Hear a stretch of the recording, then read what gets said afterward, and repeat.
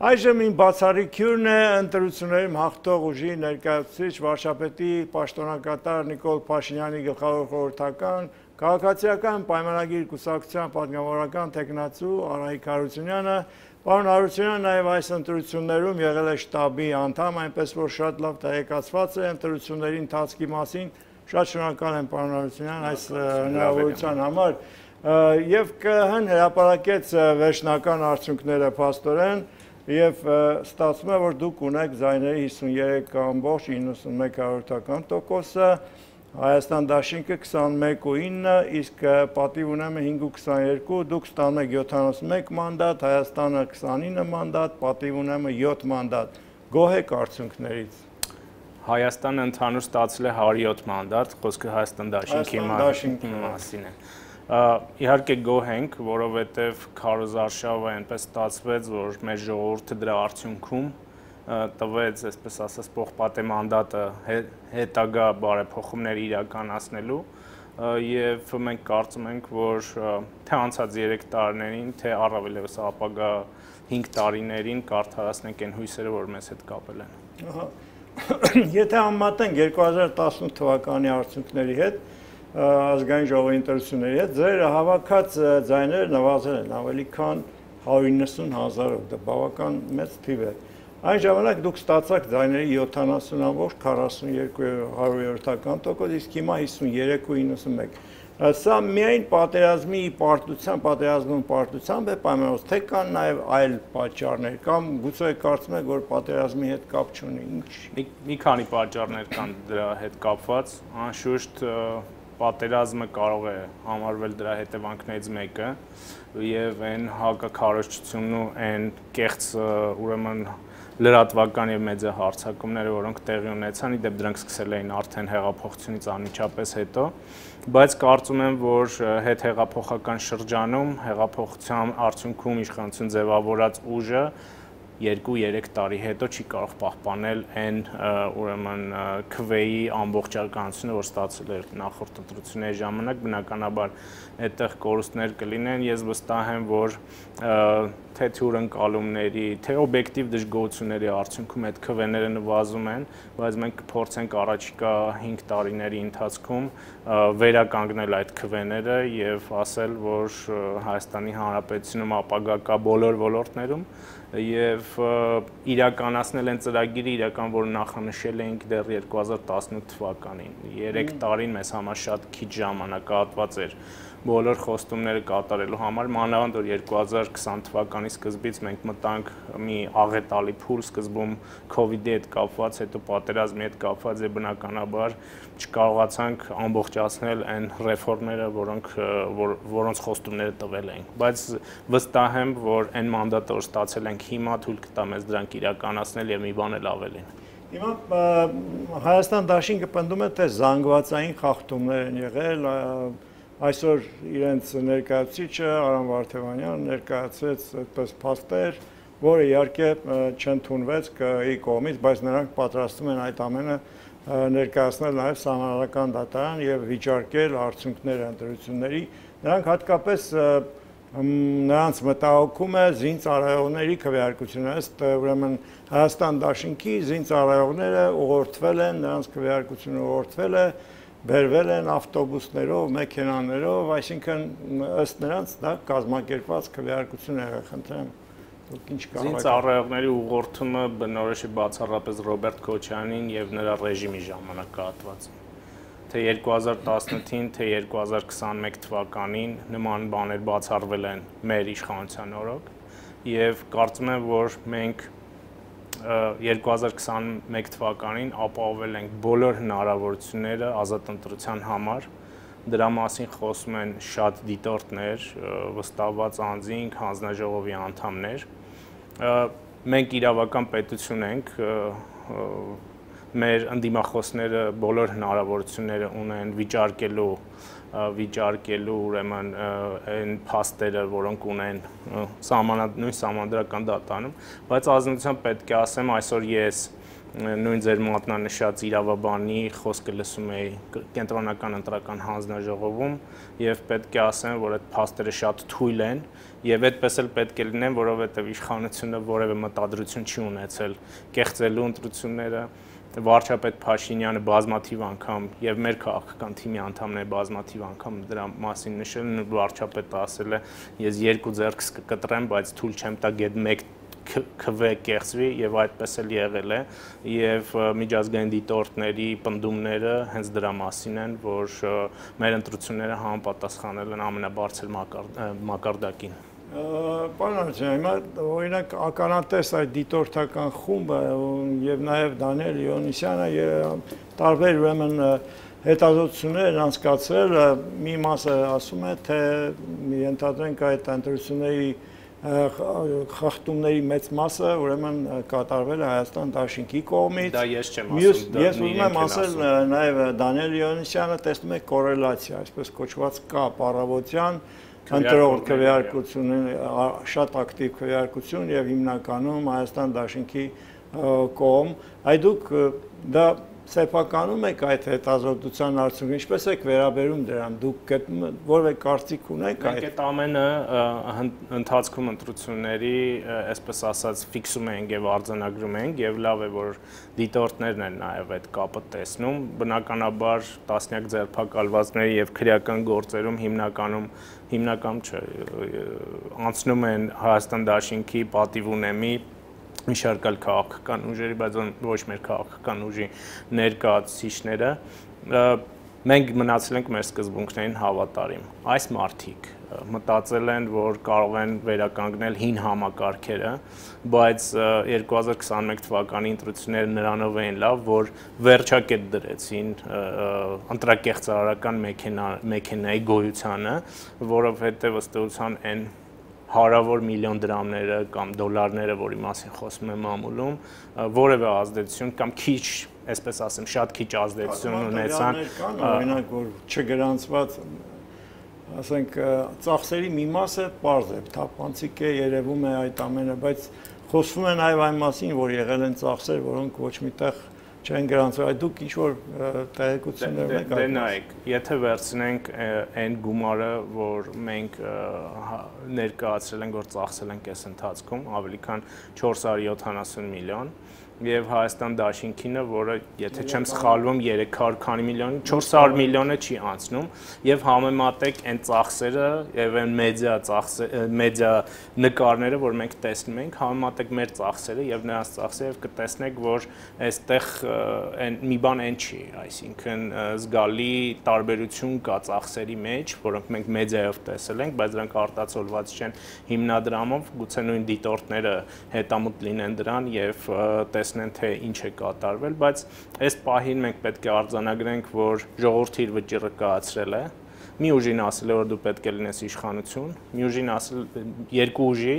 ասել է, որոնցից մեկ իրավունքի ուժով է հայտնվել խորհրդարանում, այլ ոչ թե իր հավաքած քվեներով, ասել է, որ դու պետք է լինես ընդդիմություն։ Ժողովուրդը իր վճիռը կայացրել է եւ բոլորս այդ պետք է հաշվի նստեն։ Իշխանությունը պետք է հաշվի նստի նրա հետ, որ մենք ունենք այսպիսի ընդդիմությունը պետք է հաշվի նստի նրա հետ, որ ժողովուրդը քվեն տվել է քաղաքացիական պայմանագրին։ Պաստորեն, այ հիմա Ռոբերտ Քոչարյանի Հայաստան դաշինքը ինքը անձամբ ղեկավարը դաշինքի ասում է, որ մենք մտնում ենք խորհրդարան, որպես իշխանությունը վերցնենք։ Դուք ինչպես եք դա վերցանում իր ասածը։ Եթե մենք գնանք դասական ճանապարհով եւ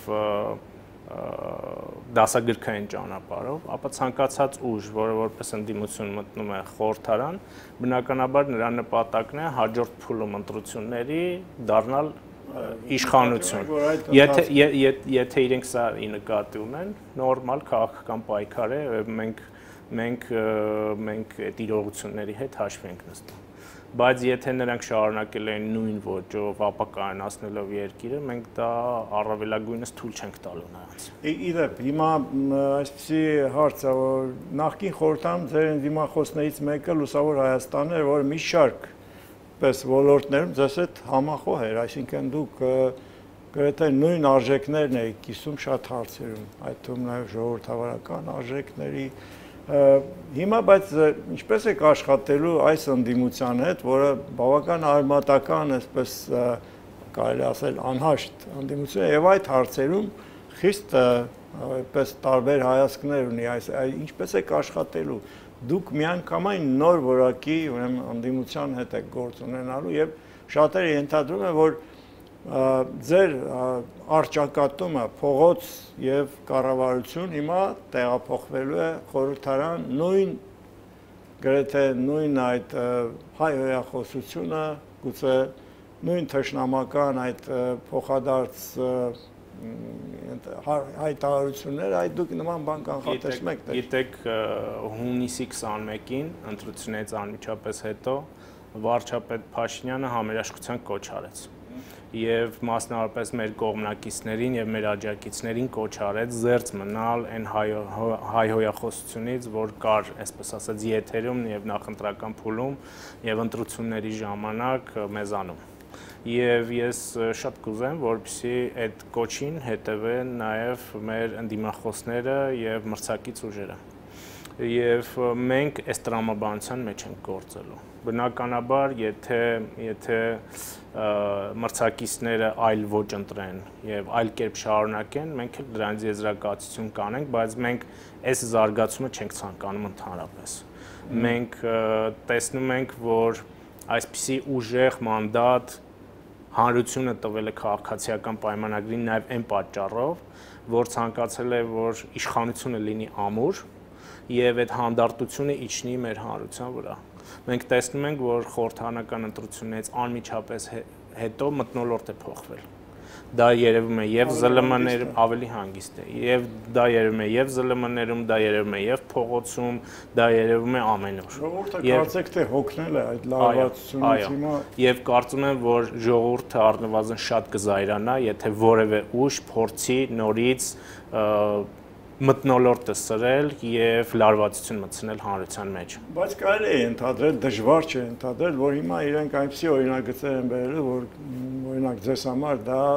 դժվար է լինելու որևէ կերպ անցկացնել նման կամ մասնակցել այդ օրենքներին, օրինագծի նախագծի մշակման աշխատանքներին, այն ինչ պետք է անեք։ Ես կարծում եմ, որ նրանք տեսել են, որ Բարգավաճ Հայաստանի դեպքում կամ Լուսավոր Հայաստանի դեպքում մենք եղել ենք հնարավորինս կառուցողական եւ այդ կուսակցություններին հաջողվել է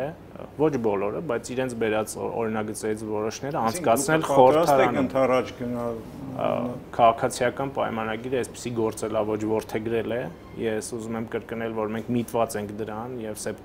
հունիսի 21-ի հանրահավաքը միտված էր դրան, դուք տեսել եք, որ վարչապետ Փաշինյանը նաեւ այդ համերաշխության կոչից հետո խորհրդակցություններ է անցկացնում տարբեր քաղաքական ուժերի հետ եւ շատ հստակ ցույց է տալիս, թե որն է լինելու մեր դիրքավորումը եւ այդ դիրքավորումը այնպեսին է, որ մթնոլորտը մնա այնպեսին, որպեսին հիմա կա արդեն ընտրություններից հետո եւ չսրվի եւ մենք պատրաստ ենք կառուցողական աշխատանքի։ Ես ընդհանրում եմ օրինակ, որ կրթության ոլորտի վերաբերյալ նրանք բերելու են օրինագծեր, որոնք տրամագծորեն, ասենք, հակառակ բևեռից են, ասենք, թե այդ հայեցակարգը լինելու է միանգամայն այնպեսին, որ ձեզ համար ընդունելի չի լինել, դուք էլ այդ ոլորտի ուրեմն ղեկավարն եք եղել, ինչ է լինելու, ինչպես եք աշխատել։ Բնականաբար քաղաքացիական պայմանագիրը տարբեր ոլորտներում, այդ թվում նաև կրթության ոլորտում, գիտության ոլորտում, մշակույթի ոլորտում ունի իր կարմիր գծերը եւ եթե այն նախագծերը, որոնք կբերեն ընդդիմադիր ուժերը այդ կարմիր գծերից անդին կլինեն, կմերժվեն մեր կողմից։ Այո, հիմա իդեպ վարչական ռեսուրսի լուրջ չարաշահումների մասին է խոսում նաև պատիվ ունեմ։ Նրանք էլ ասում են, որ վարչապետի պաշտոնակատարը իր լիազորությունները գերազանցել է մինչև քարոզարշավն արդեն սկսել է փաստորեն քարոզարշավ վարել, ինչպես է, նրանք փաստորեն այսօր ներկա չէին ամփոփիչ այդ նիստին, սակայն ուղարկել էին իրենց տեսակետը եւ այնքան էլ հստակ չէր, արդյոք նրանք պատրաստում են համանրական դատարանում վիճարկել թե չէ։ Այս դեպքում հստակությունները քիչ են։ Այո։ Եվ կարծում եմ, որ իրենք նաև պետք է գործեն տրամաբանությամբ, որ տրամաբանությամբ ժողովրդից քվե են ստացել։ Իրենք իրական չեն անցել խորհրդան եւ միայն իրավունքի ուժով են անցել։ խորհրդարան եւ կարծում եմ իրենք բավականաչափ կարծողական պետք է լինեն, որպեսզի համապատասխանեն այդ ստացած քվեներին։ Ինչ կանխատեսում ունեք հնարավոր է նրանց։ Մենք գործել ենք բացառապես օրենքի եւ իրավունքի սահմաններում, իրենց մատնանշած փաստերի շրջանակներում եւ մտածածին ենք դրանք համարում, որովհետեւ այդ տրամաբանությամբ, որով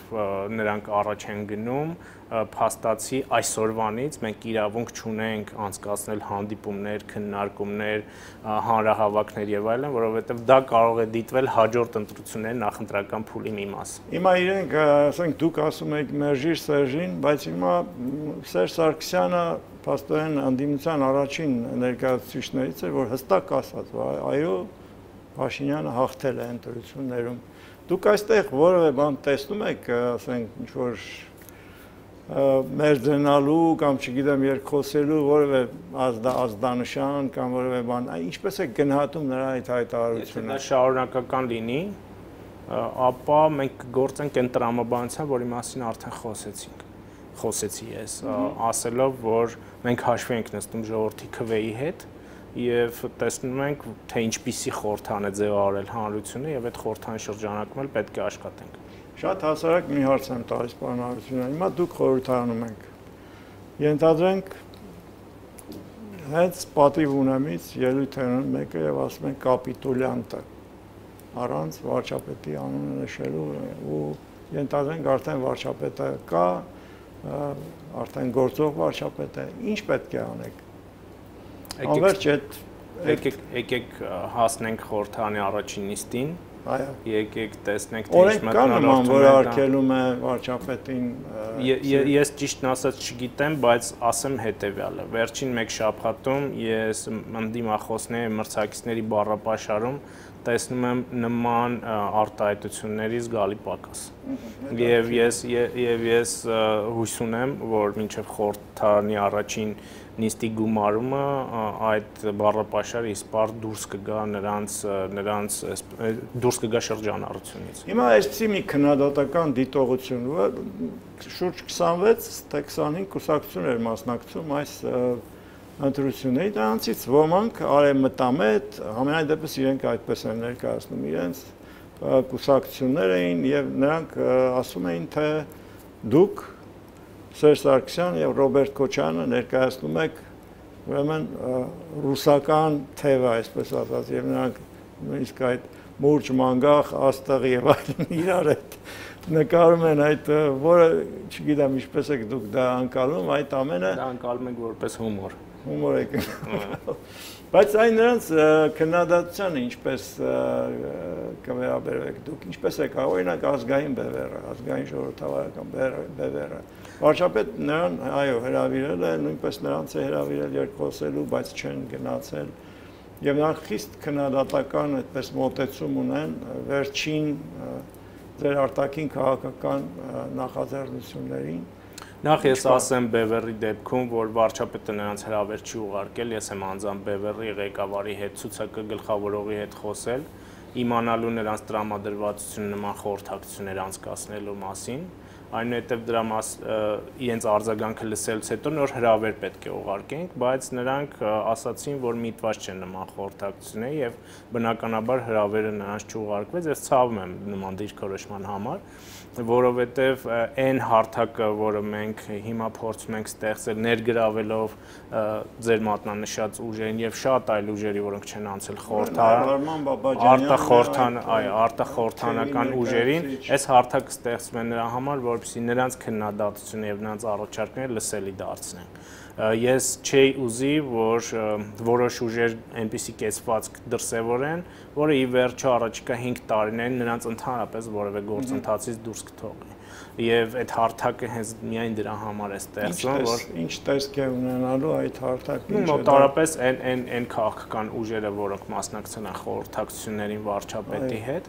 առաջիկա ժամանակահատվածում կլոր սեղան կգումարեն եւ կքննարկվի այն օրակարգը, որը կմիավորի այս ուժերին։ այս պահին զերծ կմնա որևէ մեկնաբանությունից, պարզապես հենց այդ ուժերը, որոնք հանդիպել են վարչապետի հետ, իրենք դրական են արտահայտվել նման հարթակի ստեղծման վերաբերյալ, ինչպիսի տեսքային կունենա, այլ այդ ուժերը պետք է որոշեն վարչապետի հետ։ Պարոն Հարությունյան, հիմա խոսակցություններ կան, շատ ենթադրություններ, ով է լինելու ազգային ժողովի նախագահ, ով է ինչ պաշտոն է, ասում են, որ դուք լինեք աշխատակազմի ղեկավար, վարչապետի Սուրեն Պապիկյանին ասում են ազգային ժողովի նախագահ, տարբեր բաներ են ասում, Արարատ Միրզոյանը, դեսպան, չգիտեմ, ինչ որևէ հայտնի բան կա, օրինակ կոնկրետ, սկսենք ձեզնից, ինչ նշանակում է լինելու եւ որտեղ եք պատրաստ աշխատել։ Այսպես կասեմ, որ ներկայում քննարկումներ են գնում եւ վերջնական որոշումներ կայացված չեն եւ նույն մամուլում ես շատ նույն ինձ հետ կապված տարբեր լուրեր եմ լսել նախարար, ազգային ժողով, աշխատակազմի ղեկավար, մի բան կարող եմ ասել, որ ես խորհրդանում չեմ լինելու, այլ մնալու եմ գործադիրում, մյուս գործընկերների հետ կապված էլի քննարկումներ կգնան եւ մենք դրա մասին անպայման կհայտնենք։ Իսկ օրինակ կուսակցությունում որոշակի տեսակետ կարծիք կա Հայկ Մարությանի մասին քաղաքապետ ասում են, որ դժգոհ եք աշխատանքից, որ նման ես շատ ցավում եմ, որ Ավինյանին են պատրաստում, ասենք այդ։ Ես շատ ցավում եմ, որ պարոն Մարությանն այդպիսի կեսվածք ունեցավ ընտրություններից առաջ եւ որպես քաղաքացիական պայմանագրի եւ իմ քայլը կողմից առաջադրված քաղաքապետ նախընտրական փուլում ակներև եւ հրապարակային աջակցություն չհայտնեց քաղաքացիական պայմանագրին, ցավում եմ դրա համար, որովհետեւ այն քվեն, որով պարոն Մարությանը դարձել էր Երևանի քաղաքապետ, մեծամասամբ այն ուժինն է, որը ներկայում արդեն երկրորդ անգամ ձևավորել է կառավարություն, այս պահին քաղաքապետի հետ կապված որևէ քննարկում մեզանում չկա, սա հստակ կարող եմ ասել։ Վերաբերմունք է ձևավորվել։ Սա հստակ կարող եմ ասել, կուսակցականների շրջանում էլ նման վերաբերմունք կա, եւ մենք պետք է հասկանանք, թե այս իրավիճակում ինչպես ենք անում, որ եւ քաղաքական ուժի ներսում տվյալ հարցի հետ կապված ունենանք որոշումներ, բայց դրանից նաեւ չտուժի նաեւ քաղաքը եւ քաղաքային իշխանությունը։ Հետաքրքիր է, պարոն Հարությունյան, հիմա դառնանք անվտանգության Ադրբեջանի եւ Թուրքիայի հետ հարաբերություններին, այս շատ բարդ հարցեր են սրանք, ես հասկանում եմ, հատկապես հետ պատերազմյան շրջանում, բայց Ադրբեջանի նախագահ հայտարարությամբ հանդես եկավ, ասաց, որ եթե Հայաստանի հետ խաղաղության համաձայնագիր չլինի, ապա հարավային Կովկասում խաղաղություն չի լինի։ Բայց միաժամանակ լսում ենք նրա այնպիսի հայտարարություններ, որոնք այդ խաղաղության ամենևին միտված չեն։ Հիմա մյուս հարցը Թուրքիան։ Թուրքիան շատ ավելի այդպես զուսպ է այդ հարցերում, սպառնալիքների եւ այլն Հայաստանի օգուտ եւ ավելի շատ երկխոսելու